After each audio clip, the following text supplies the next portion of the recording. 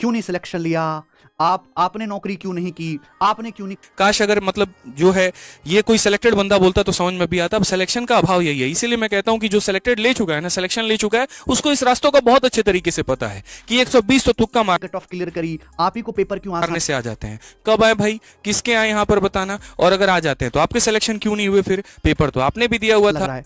कभी सिलेक्शन लेना जिंदगी का मुद्दा रहा ही नहीं। जिस दिन ग्रेजुएशन की थी ना 2016 में, ग्रेजुएशन होने के 15 दिन बाद ही पढ़ाना शुरू कर दिया था। राजस्थान में हम पढ़ाने चले गए थे ऑफलाइन कोचिंग में। 6 महीने मैंने राजस्थान में पढ़ाया और उसके बाद 6 महीने मैंने अंबाला में पढ़ाया और मैं बैंकिंग को पढ़ाता था मेरे भाई। कभी सिलेक्शन लेना मुद्दा ही नहीं रहा। 2016 में केवल हमने जब पेपर दिया पहली बार, मैथ का पेपर दिया, जब 200 नंबर का मैथ होता था, 200 में से 195 नंबर, 195 नंबर थे हमारे। और उस टाइम का पेपर का लेवल आप जानते, 195 स्कोर था हमारा, और वो भी बिना किसी कोचिंग के। 195 नंबर डायरेक्ट ऐसी पढ़ के ऐसी गए और 195 नंबर। 2017 में मैंने डॉक्यूमेंट वेरिफिकेशन ही नहीं करवाया, मेरे नंबर बहुत अच्छे थे। अब तो सब ये पुरानी बातें हो गई। 2017 में 200 में से, वहां भी 200 नंबर का पेपर होता था। टफेस्ट शिफ्ट में 187 के आसपास मेरा स्कोर था, जो टफेस्ट मुश्किल शिफ्ट थी, जो 7-8 शिफ्ट में पेपर हुआ था। वो तो मैं मैथ का टीचर हूं, मुझे इंग्लिश, रीजनिंग, जीएस में खुद को साबित करने की जरूरत नहीं है। हमने सिलेक्शन लिया नहीं है, हमने सिलेक्शन दिया है। हमको आज तक इस चीज का, हम कंटेंट की वजह से टीचर बने। आप हमारा और इतना बढ़ गया, लोगों के पास में इतना कंटेंट आ गया, इतनी सुख सुविधाएं आ गई कि वो 153 से ऊपर तक कट ऑफ जाने की नौबत है, वो भी इतनी वैकेंसी के बाद। और अगर इतनी वैकेंसी पर 153 जा रहा है तो अगली बार तो 160 165 जाए। हम केवल अपनी स्किल की वजह से बच्चों को सिलेक्शन दिखा के, दे के तब टीचर बने। कितनी बड़ी बात है। सिलेक्शन तो खान सर ने भी नहीं लिया, कोई पेपर ही नहीं दिया उन्होंने, खान सर ने। और खान सर तो ऐसे बड़े टीचर हैं कि हम उनके नाखून के बराबर नहीं है। इतनी बड़ी वो Khan sir GS research centre चला रहे हैं, यूपीएससी का इतने फ्री में पूरे भारत में उन्होंने सबसे सस्ता सिलेबस कर दिया, कोर्स कर दिया है। खान सर को आप देखिए। हमारे रेमो सर हैं, आज तक एसएससी का पेपर नहीं दिया सर ने। और आप रेमो सर की स्किल को कैसे, स्किल होती है स्किल, क्या हमें मैथ पढ़ाने की स्किल, मैथ का कंटेंट डिलीवर करने की स्किल, एक बच्चे को समझा पाने की स्किल है कि नहीं, एक बहुत कमजोर बच्चों से बहुत हाई लेवल के बच्चे तक को शांत करने की स्किल है कि नहीं। आभास सैनी भाई है हमारा, कितना बढ़िया जो मैथ पढ़ाता और क्या तरीके गजब गजब के निकालता है, क्या शॉर्ट मेथड है, टेक्निक है। कभी कोई एसएससी का कोई सिलेक्शन लिया, कोई पेपर दिया, कोई नौकरी ली, जरूरत ही नहीं उस बंदे को साबित करने की, जरूरत नहीं। हमें साबित, हम कंटेंट के दम पे टीचर बने भाई। हम टीचर पढ़ाने की वजह से बने, कंटेंट की स्किल की वजह से बने। एग्रेशन है बुलंदशहर के ना भाई, एग्रेशन है बुलंदशहर के। आपको लगता होगा बहुत गुस्से वाले हैं, तो ये मेरा फाइनल और आखिरी जवाब है, हमें उस चीज की जरूरत ही नहीं है।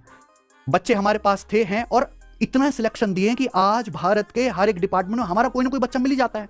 हम बिहार सेमिनार करने गए, बिहार सेमिनार में जीएसटी इंस्पेक्टर के आसपास से हम चाट पकौड़ी खा रहे थे, 2 लोग मिल गए भाई हमें वो जीएसटी इंस्पेक्टर ले गए। उन लोगों ने क्या बोला, सर आप किसी को नहीं जानते, यहाँ सब लौंडे आपके पढ़ाए हुए हैं, आपको सब जानते हैं। हम जयपुर सेमिनार करने गए, वो जो वहां पे जो सरकारी ऑफिस की लाइन है, वहां पे सामने जो बच्चे निकल के आ रहे, वो कह रहे हाँ सर हम तो आप ही से पढ़े 2021 में, 2022 में। इवन जो रैंक 1 जो मेरा पढ़ाया स्टूडेंट है, वो जयपुर में वहीं पे जॉब कर रहा है। एयरपोर्ट पे हम जाते, कहीं भी हम जाते हैं, हर जगह हमारे पढ़ाए हुए बच्चे। ये हमने कमाया है, ये हमने कमाया है, बिना कोई सिलेक्शन, बिना कोई रिजल्ट बार बार गाए। हमने इतने सारे जो है हमारे बच्चे हैं कनेक्टेड हैं, और डेली व्यूज देखते हैं, डेली वीडियोस देखते हैं भाई। ये मैं बार बार जवाब नहीं देना चाहता, मेरी आपसे हाथ जोड़ के रिक्वेस्ट है, 1 वर्सेस 100 करोगे, 1 ही जीतेगा, ठीक है ना। क्योंकि हम तो मेरा सबसे पहला सवाल यहां पर यही है कि क्या कट ऑफ सच में इतनी जानी थी? क्योंकि मेरे भाई जब तक कट ऑफ नहीं आया था तो लोग पता है कितने स्कोर बता रहे थे, 130 135, और यहां पर तब बता रहे थे जब मेंस का बैच का अनाउंसमेंट हो रहा था। तो क्या मैं ये समझू यहां पर कि ये जो बताया गया स्कोर था ये बैच के अनाउंसमेंट के लिए था कि ज्यादा से ज्यादा बच्चों को बैच में लाया जा सके, या वाकई में प्रेडिक्शंस इतने कहते थे लेकिन अचानक से अब जाकर के मेरे भाई जो है जुबान बदल जाता है और ये कहा जाता है कि नहीं हम तो 4 साल से बता रहे थे, कंपटीशन बहुत हाई हो चुका है और 150 से ऊपर कट ऑफ जानी थी। मुझे ये थोड़ी सी 2 बातें समझ में नहीं आई, अगर आपको समझ में आई तो कमेंट बॉक्स में जरूर बताइएगा। एक छोटी सी बात मुझे थोड़ी हर्ट हुई, वो यहां पर ये थी कि एमटीएस का पेपर लीक हो सकता है लेकिन सीजीएल का नहीं हो सकता। भाई देखो ऐसा नहीं है, जो सेंटर से अगर बेईमानी हो रहा है ना, तो उस सेंटर में चाहे एसएससी का हो, रेलवे का हो या बैंकिंग का कोई भी पेपर कंडक्ट हो रहा है तो उसकी भी लीक होने की संभावना है। अगर दीवार को छेद करके तार आर पार करके मेरे भाई एक सिस्टम की जगह बिठा करके दूसरे से पेपर दिलवाया जा सकता है तो ये सीजीएल में भी हो सकता है। बस फर्क इतना है यहां पर कि अगर 1000 में वो 1-2 है तो पकड़ में नहीं आते हैं, तो लोगों को लगता है करप्शन है ही नहीं बल्कि एक गलत बात है। मैं आपको सारी बातें बताऊंगा।